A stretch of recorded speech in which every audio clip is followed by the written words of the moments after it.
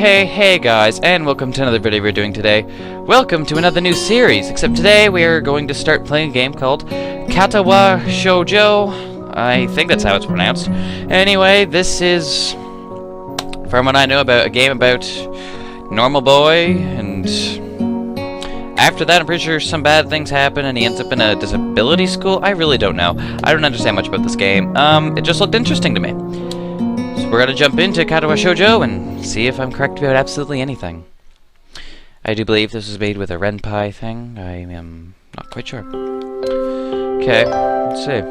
A light breeze causes the naked branches overhead to rattle like wooden wind chimes. This is a popular retreat for couples in the summer.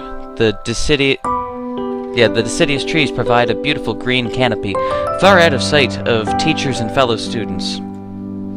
But now, in late winter, it feels like I'm standing under a pile of kindling. I breathe into my cupped hands and rub them together furiously to prevent them from numbing in this cold.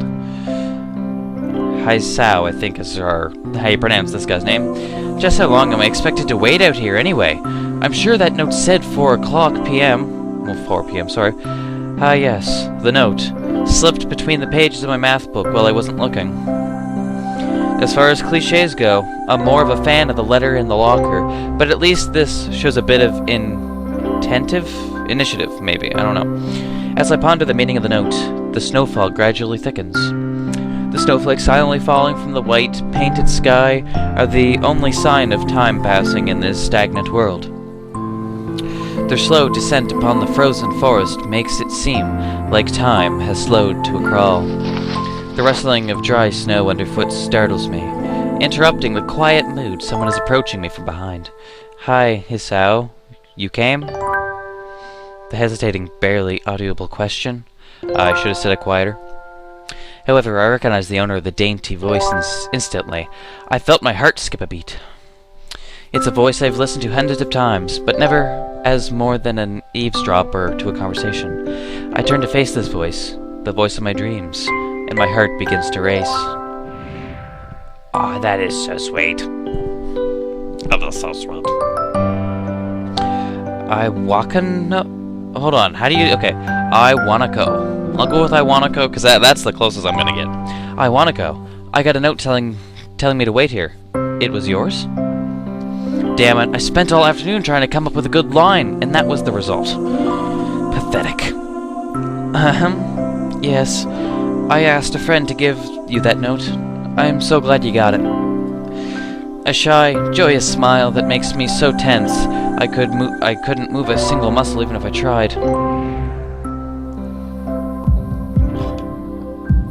Oh, it's heart.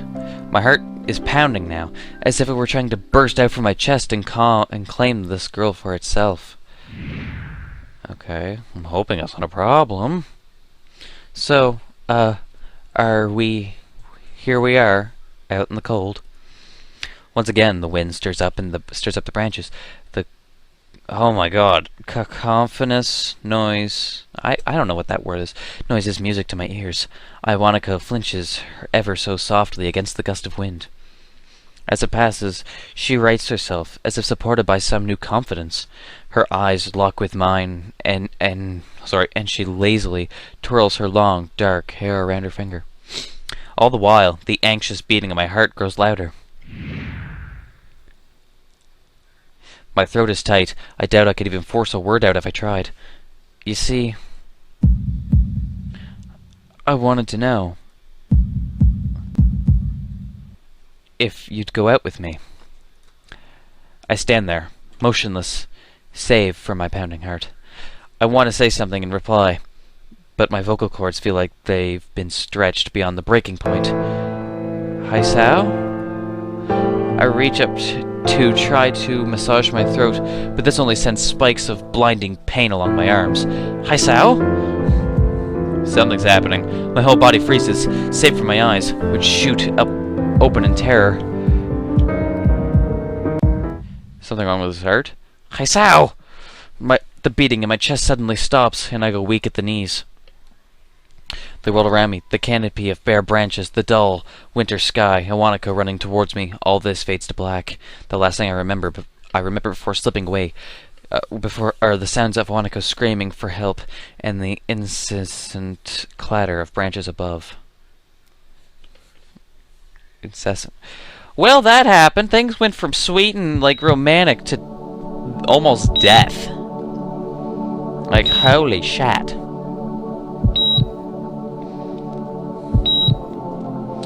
Katawa Shoujo.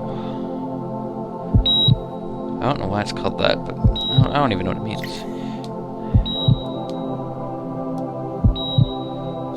Okay. So, I'm guessing he's in the hospital. I don't know if he's even gonna be with that girl now or not. I don't know what the hell. For something that was made with the Renpai, visual novel maker, this is kind of cool looking. The cinematics, FMV animation. Same time, I know nothing about making visual novels or animation, so maybe that's why I find this kind of cool and don't know how it functions and works and how they do it. Wish I did, though.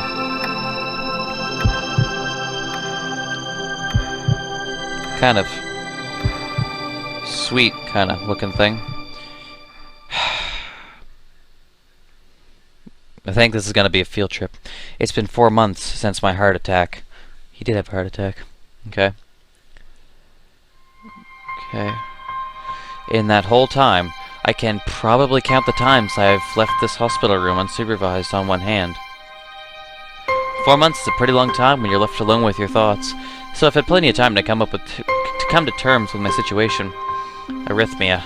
Oh shit. A strange word. A foreign, alien one. One that you don't want to be in the same room with. A rare condition. It causes the heart to act erratically and occasionally beat way too fast. It can be fatal. Apparently, I've had it for a long time. They said it was a miracle I was able to go on so long without anything happening. Is that really a miracle? I guess it was supposed to make me feel better, more appreciative of my life. I really didn't do anything. It really didn't do anything to cheer me up. My parents, I think, were hit harder by the news than I was. They particularly had 2 hemorrhages apiece. I had already had a full day by then to digest everything. To them, it was all fresh. They were even willing to sell our house in order to pay for a cure. Of course, there isn't a cure. Because of the late discovery of this condition, I've had to stay at the hospital to recuperate from the treatments. When I was first admitted, it felt as if I was missed. For about a week, my room in the ward was full of flowers, balloons, and cards. But the visitors soon dwindled, and all the get-well gifts began trickling down to nothing shortly after. I realized that the only reason I had gotten so many cards and flowers was because sending me their sympathy had been turned into a class project. Oh, that's awful. Maybe some people were generally concerned, but I doubt it. Even in the beginning, I barely had visitors. By the end of the first month, only my parents came by on a regular basis. Awanako was the last to stop visiting.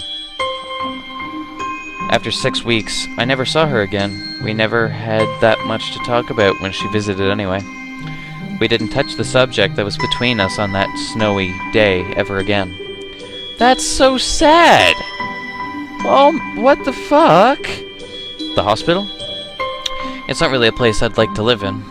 The doctors and nurses feel so impersonal and faceless. I guess it's because they're in a hurry and they have a million other patients waiting for them, but it makes me feel uncomfortable. For the first month or so, I asked the head cardiologist every time I saw him for a rough estimate of when I'd be able to leave. He never answered anything in a straightforward way, but told me to wait and see if the treatment and surgeries worked. So I idly observed the scar that those surgeries had left on my chest slowly change its appearance over time, thinking of it as some kind of omen. I still ask the head cardiologist about leaving, but my expectations are low enough. Now that I'm not disappointed anymore when I don't get a reply, the way he shuffles around the answers shows that there's at least some hope. At some point I stopped watching TV. I don't know why. I just did. Maybe it was the wrong kind of, escapism for my situation. Some of these words I just can't. I started reading instead. There was a small library at the hospital, Although it was more like a storeroom for books, I began working my way through it, one small stack at a time. After consuming them, I would go back for more. I found that I liked reading, and I think I even became a bit addicted. I started feeling naked without a book in my hands.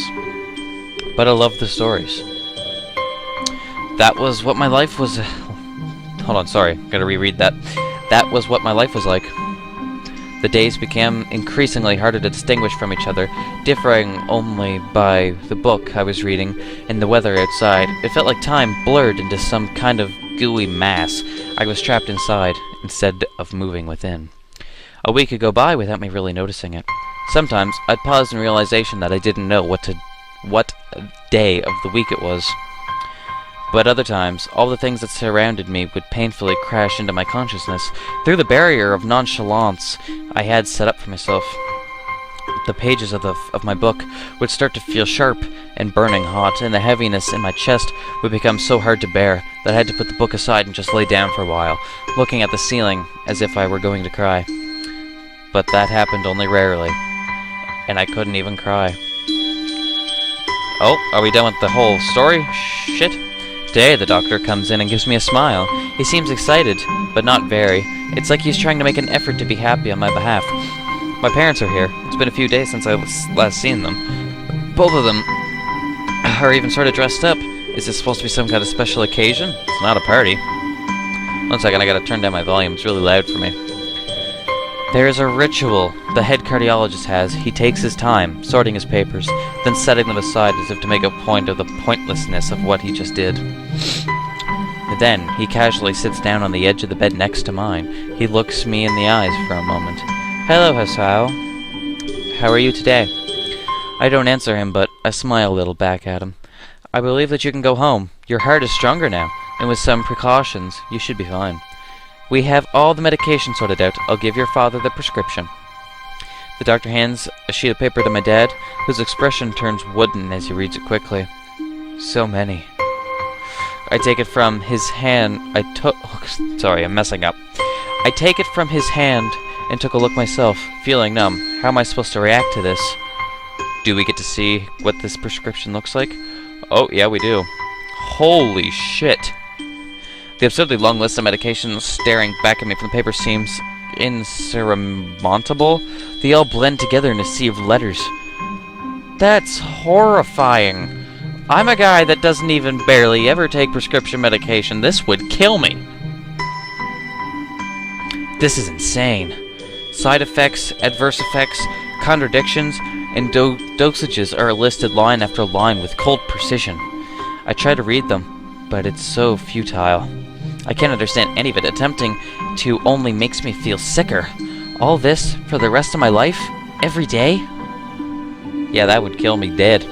I'm afraid that is the best we can do at this point.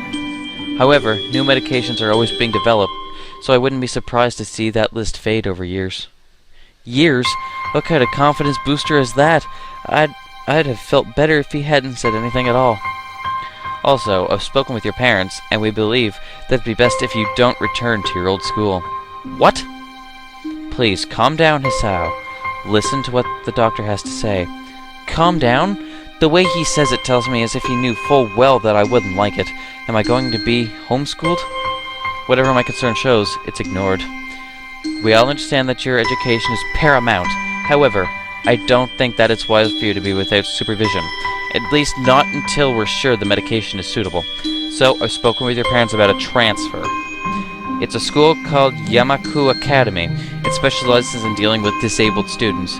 Disabled? What am I? It has a 24-hour nursing staff and it's only a few minutes from the highly regarded general hospital. The majority of students live on campus. Think of it as a boarding school of sorts. It's designed to give students a degree of independence, while keeping help nearby. Independence? It's a school for disabled kids. Don't try to disguise that fact. As if it was really that free, there wouldn't be a 24-hour nursing staff and you wouldn't make a hospital being nearby a selling point. Of course, that's only if you want to go, but your mother and I aren't really able to homeschool you. We went out there and had a look a couple weeks back. I think you'd like it. It looks like I don't really have a choice. Compared to other heart problems, people with your condition usually tend to live long lives. You'll need a job one day, and a good opportunity to continue your education. This isn't an opportunity. Don't call it an opportunity. Don't call it a goddamned opportunity. Well, you should be excited at the chance to go back to school. I remember you wanted to return to school, and, well, it's not the same one. A special school. That's an insult. That is what I want to say. It's a step down. It's not what you think. All the students, they're all pretty active in their own sort of way.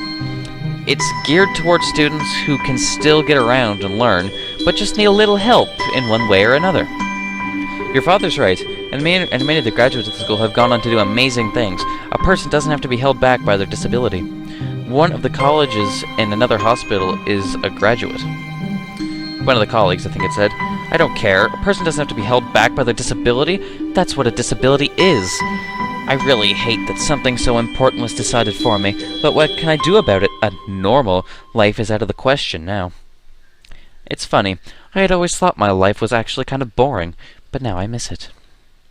I want to protest. I want to blame this lack of reaction on shock or fatigue. I could easily yell out something now, something about how I go back to school anyway, but no. I don't say anything. The fact is that I know now it's futile. I look around the room, feeling very tired of all this. The hospital, doctors, my condition, everything. I don't see anything that would make me feel any different. There really isn't a choice. I know this, but the thought of going to a disabled school, what are those even like? As much as I try to put a positive spin on this, it's very difficult. But let me try. A clean slate isn't a bad thing. That is all I can think of to get me through this. At least I still have something. Even if it's a special school, it's something. It's a fresh start, and my life isn't over. It would make a mistake to just resign myself to thinking that. At the very least, I can try to see what my new life will look like. Holy crap, this game went from, kind of romantic and happy to fucking something sad. Act 1, Life Expectancy. So this is what we look like. He's holding a heart and with a bandage. I'm guessing that's because of his heart condition. So yeah. This kind of looks like a picture of a real boarding school. The gate looked far too pompous for what it was. In fact, gates in the general seem to do that, but this one especially so. Red bricks, black wrought iron and gray plaster assembled into a whole that didn't feel welcoming at all. I wonder if it looked like what a gate for a school should look like, but couldn't really decide. Probably no. Of course, I didn't want to get stuck on thinking about the gate for too long, so I entered through it with a brisk pace that felt surprisingly good. Moving forward feels good. Holy shit. This has to be a picture from real school or something. So I walked towards the main building of Yamaku Academy. With this brisk pace, I'm alone, as my parents are taking my stuff to the dorms, and there's supposed to be someone waiting for me. The grounds are incredibly lush, filled with green. It doesn't feel like the kind of grounds a school would have, more like a park, with a clean walkway going past trees, and the smell of fresh cut grass all over the park-like things. Words like clean and hygienic pop into mind. It makes me shudder. I shake them off. Stay open-minded now. It's your new life. You have to take it as it comes. That's what I tell myself. A few big buildings loom behind the lefty canopies. Too big and too many for just a school. Everything seems off. It's different from what I thought I knew about schools. It's an uncanny valley, even though I was told this is my new school. In the back of my head, it doesn't feel like one. I wonder if it's a feeling is real or caused by expectations of a school for the disabled.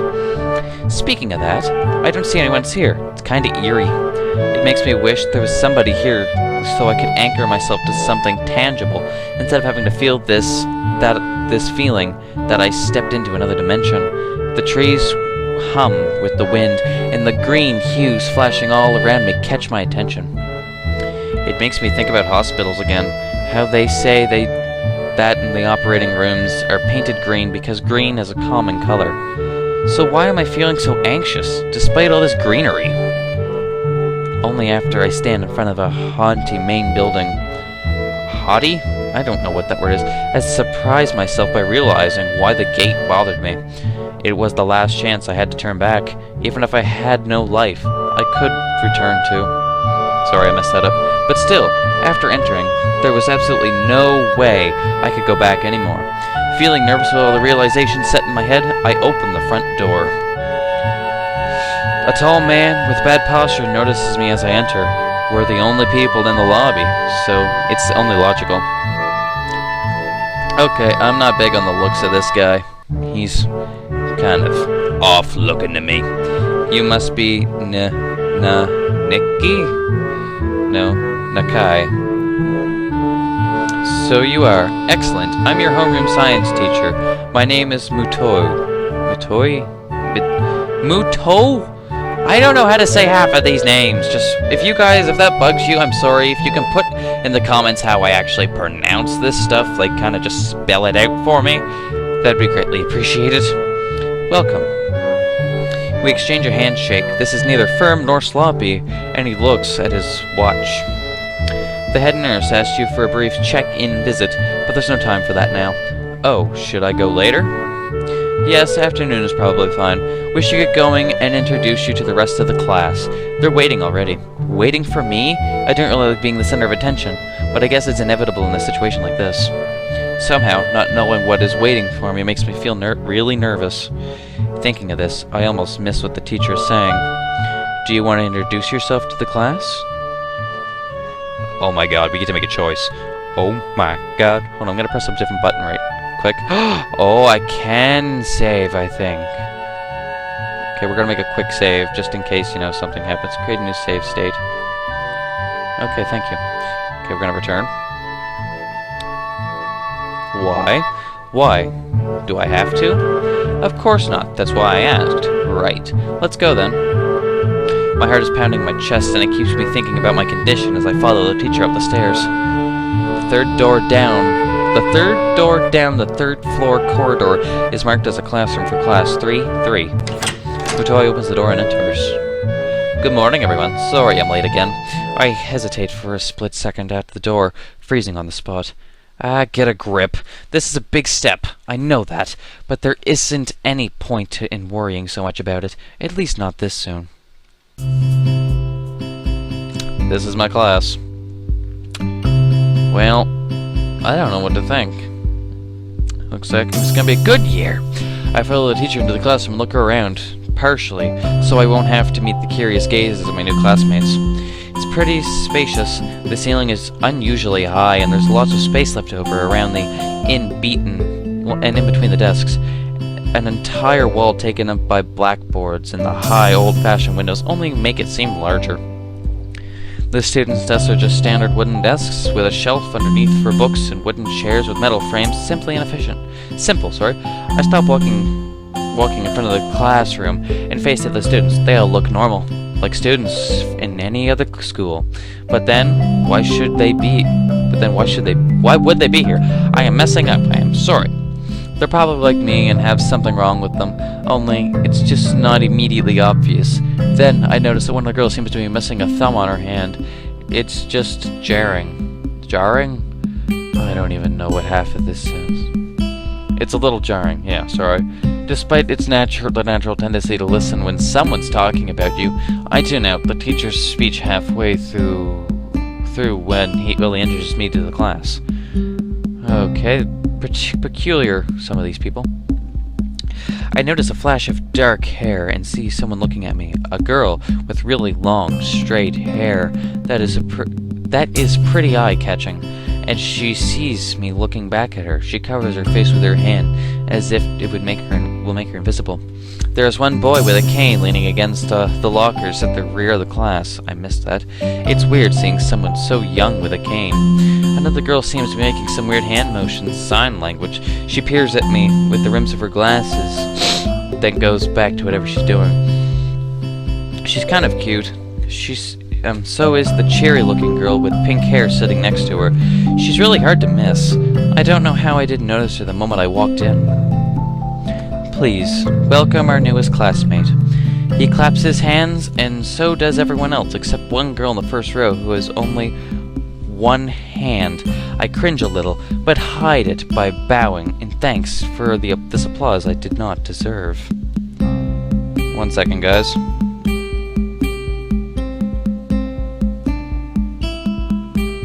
One sec. Okay, back to this. After the applause, there is a brief silence that nobody seems to want to be responsible for breaking. The teacher soon realizes that he should possibly say something. He opens up with some unintelligible noise, shuts up as he loses his momentum, and then starts introducing me. Nobody seems to be too interested. Maybe I should have said yes to my self-introduction thing, probably realizing he doesn't know anything about me. He just ends up saying my name, wrong again, and asks me to write it down on the blackboard. I do that and turn to face the class, feeling awkward.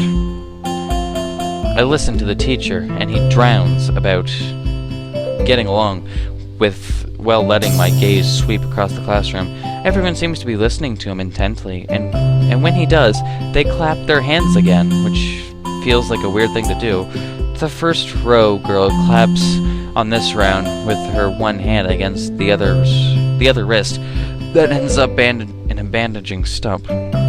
Sorry, I keep friggin' up. It makes me feel a little bad. She must be missing a hand or something. We're going to be doing some group work today, so that'll give you a chance to talk with everyone. Is that okay with you? Yeah, it's fine with me. That's good. You can work with Hakamichi. She is the class representative. She can explain anything that you want to know. And who else would be able to do that? Hold on. And who else would be able to do that better, right? How could I know? The teacher passes out the day's assignments and announces that we will be working in groups of 3. It hits me that I don't know who Hakamichi is. Slow. The teacher seems to catch my helpless expression. Oh right, Hakamichi is right there. Shizune Hakamichi. Holy crap, she's pink-haired. Why do I gotta work with Pinky? Oh, she's really pink. As he calls out her name, the cute, bubbly-looking girl with bright pink hair and gold eyes waves her hand at me. I take a seat next to her by the window. I don't think she's that cute, but she's really pink. Hey, I guess you're Hakamichi, right? It's nice to meet you. Oh, crap. She's laughing at me! What? I'm caught off guard by her laughter. It's nice to meet you too, but I'm not Hakamichi. I'm Misha. This is Hakamichi. Tsushi-chan? Oh, you're the class representative. Giggling, Misha points to the girl next to her. The one I saw using sign language before. It looks like she has been staring at me the whole time. She nods once nonchalantly to show that she acknowledges my presence, but only barely. She has short, yet carefully, neatly brushed hair, a pair of overly shaped glasses balanced on the tip of a dainty nose, and dark blue eyes that seem to alternate every few seconds, between enigmatically and slightly bored. It's nice to meet you. She's a mute? She immediately looks at Mishai, who smiles and makes a few quick gestures with her hands. Hakamichi nods and makes a few gestures of her own. I start to wonder if the teacher is messing with me, saying things like, "You'll be able to talk to people," and "Who better to explain things to you?" I can see you're a little confused, right? But I understand why you would think I was Sushi-chan. Sushi-chan is deaf, so I'm the person who translates things back and forth for her. It's like an interpreter. She says it's nice to meet you too. Okay, so I have a mute as a representative. Nice, but guys, we're gonna have to end the video here for today. Please comment, like, subscribe, tell me what you guys think of the episode. I'm actually kind of enjoying this game so far. I've barely done anything so far, but it's kind of a nice story, and it kind of gets away from everything I normally do, which is games that have, like, action and stuff, or horror, and it just gets a nice story. I hope you guys enjoyed this video. Please take care. Hope to see you guys next time, and yeah, I'll see you all in the next episode.